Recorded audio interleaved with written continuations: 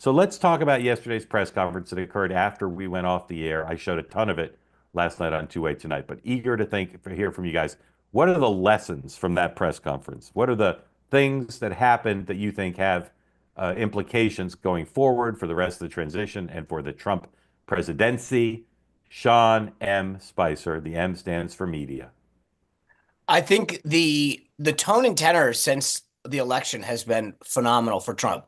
The Meet the Press interview, the Time Magazine interview, that press conference yesterday. A lot of folks in my world that voted for Trump hesitantly, sort of couldn't vote for, previously weren't, might have even voted for Biden. Harris pushed him away, have been very impressed with the tone and tenor of Trump.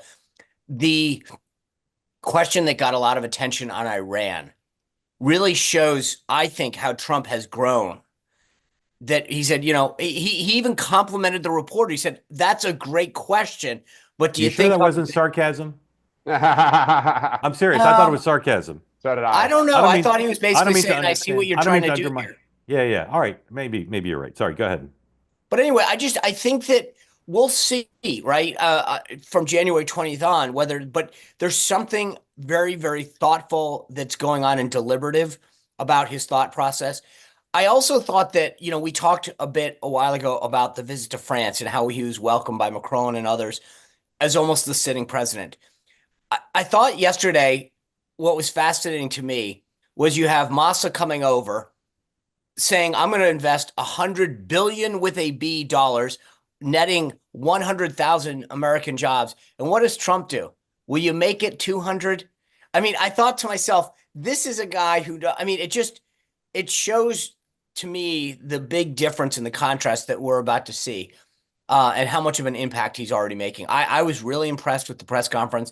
I thought the thoughtfulness that he gave to a lot of questions was, even on the Bobby Kennedy stuff. He reaffirmed his support for certain vaccines with polio. I mean, he was really solid yesterday.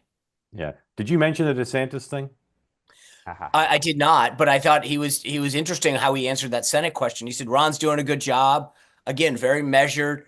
You know, And let him off the hook after days of yeah. seeming pressure. You got to pick Laura. All of a sudden, it's like it's his decision. She's awesome. He's awesome. It's almost like I think he knows the answer, though. Yeah, correct. Yes, I think not almost. But again, he could have, if it's true that you and I believe he knows the answer, rather than saying, DeSantis is a bad guy, bad judgment, da da da. He said graciously, it's up to him. Like he didn't lash out. To me, that's the biggest thing. He didn't lash out in that press conference. Dan, Right. thoughts?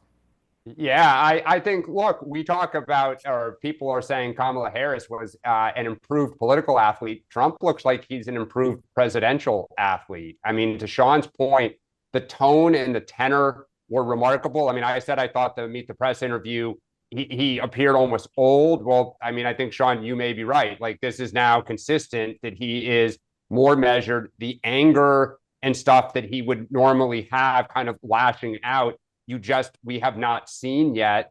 And he does seem more disciplined. He didn't take the bait. To your point, Mark, he didn't bash DeSantis. I even thought, and you guys talked about it last night on Two-Way Tonight, he didn't bash Biden. Like on a Yep. couple instances, he would say, "Oh, the president knows," or, "I don't know why the president is selling off the border materials." But, the old Trump would have taken a verbal baseball bat to those people. And Yeah. even the media, like Even he even even joked. when he was threatening lawsuits, even when he was being Right, critical of the Biden administration, he right. pulled his punches. Yep. And this is the version of Trump that Republican strategists, like establishment Republican strategists, have been begging for years. And have always said, if Trump could just be like that and push his issue positions and be true to his claim that he's just a counterpuncher, he would revolutionize the politics because he would grow the coalition. Sean. Well, but wait, hold on. I have one third point. So Yeah. tone and tenor, more presidential. He's more disciplined.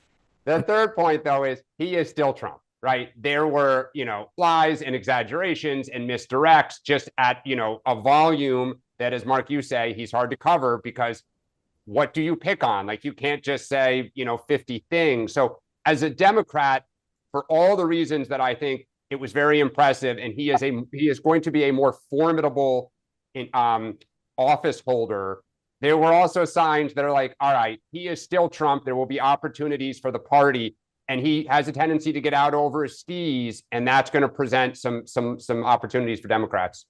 Yeah, I would say that one of the things that he has to do, Dan, is maintain that authenticity. He's still Trump. If he sat there and said, "Good afternoon, thank you for coming. I welcome you all, and I'm thankful that the First Amendment gives us the right to have this respectful and civil dialogue," you'd be like, "What the hell's going on?" So he's got to still be Trump, and I thought that was yesterday was a perfect balance.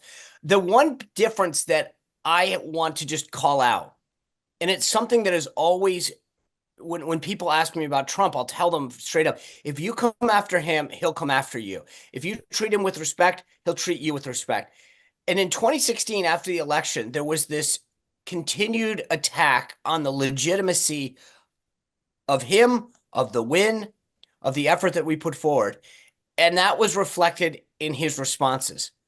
If you look at how this has gone with Bezos and Zucker, et cetera, going down, bended knee, the media treating him with a lot more respect, he's reflecting that the incoming, right? In 2016, it was attack. You didn't really win. Russia did this. You're really not a legitimate president. And so he was like, all right, I'll fight back. I'm going to show you how I am.